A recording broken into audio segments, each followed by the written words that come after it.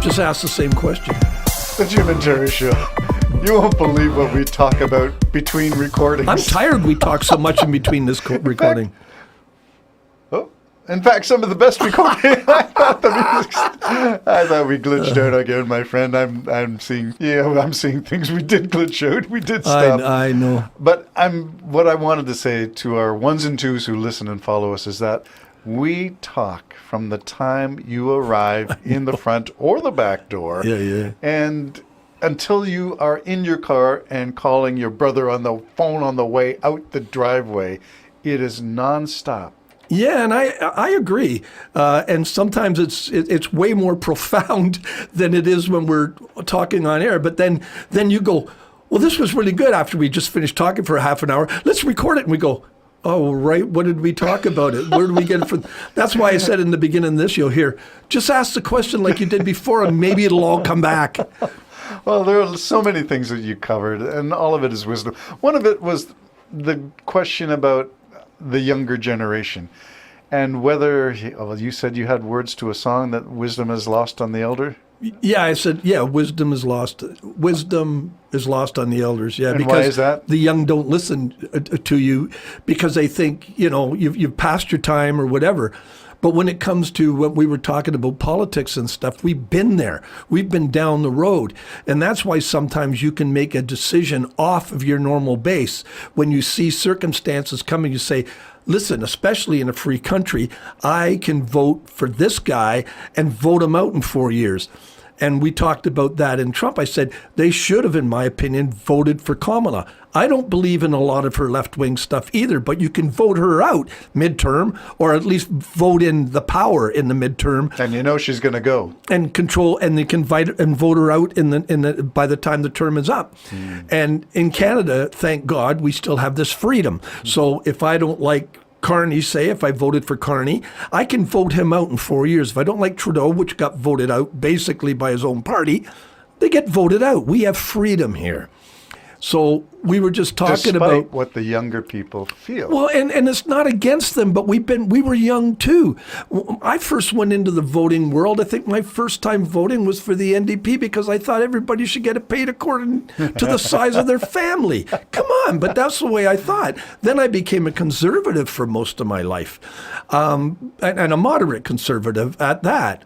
But the idea is when we see things coming, this is when our children should stop and say, wait a minute, they've seen dictatorships. They have seen authoritarian governments rise up. And for instance, you and I know Trump's going right by the playbook on how to take democracy away and bring in an authoritarian government. They already have a guy who in his mind is king of the United States. You and I see that. Others go, oh, don't be so silly.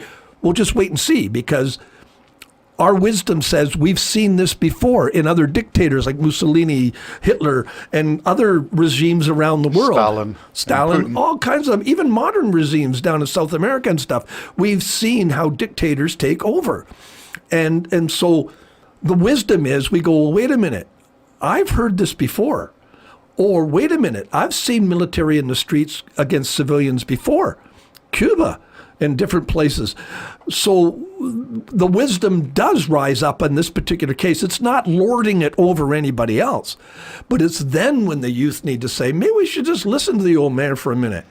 Or read a few history books if they didn't live through it the way we did, but you can read about it for sure, unless you believe it's all fake news. Trump is right now going to the Smithsonian and asking them to remove references to how bad slavery was in the United States.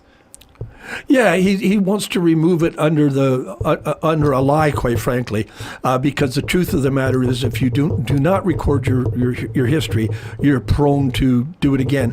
And what we've got exactly that with this regime in the United States. Now they're treating Hispanics as they did blacks. They don't have any rights, blah blah blah. They're the cause of all the problems. Every problem in the United States is because they're saying because of Hispanics. Same things happen. History is repeating itself right in front of our very eyes. And so you need Smithsonian, who's a bipartisan organization to tell it like it is. Now, if you want to move in there the progress and emphasize that a little bit more of what was made, like for instance, America basically stopped slavery, you do that. Bring it in and show us how that's done. But don't take the brutality of owning human beings.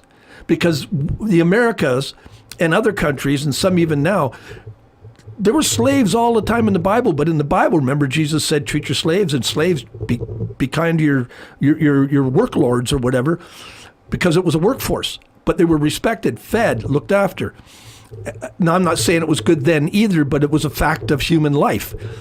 So America could really boast. We eliminated this, or we wanted to. The mindset is still to eliminate it, and maybe even emphasize that some people still don't buy into that they do believe that America would have been better off enslaving a people, and preferably black, not white. And if you're a Confederate, you still believe in the Confederate flag and the Confederate won. Maybe they believe they still won the Civil War. Maybe there's all kinds of variations on rewriting history, but revisionism never ends well. If you start tampering with the data and the facts, then we are lost, because there is no sure footing if you abandon the truth.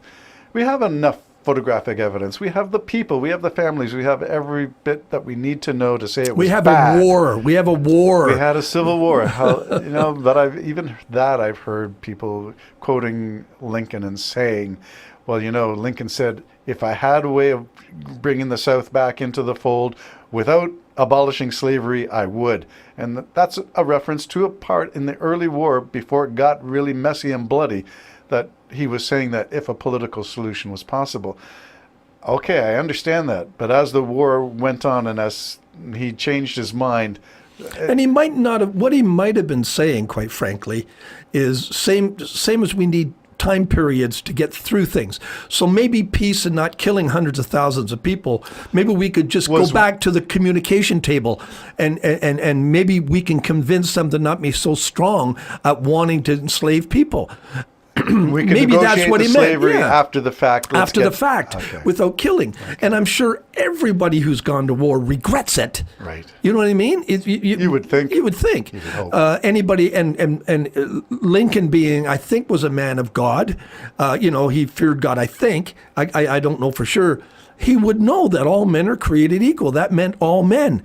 And blacks are men, Hispanics are men. Oh, here we go. So let's raise this... Mankind. But raise the gender one, because part of the Pete Hegseth Church, Doug Wilson Project 2025 is to remove Article 19, which is the women's right to vote, which was, 1910, 1920, somewhere in there. That's recent.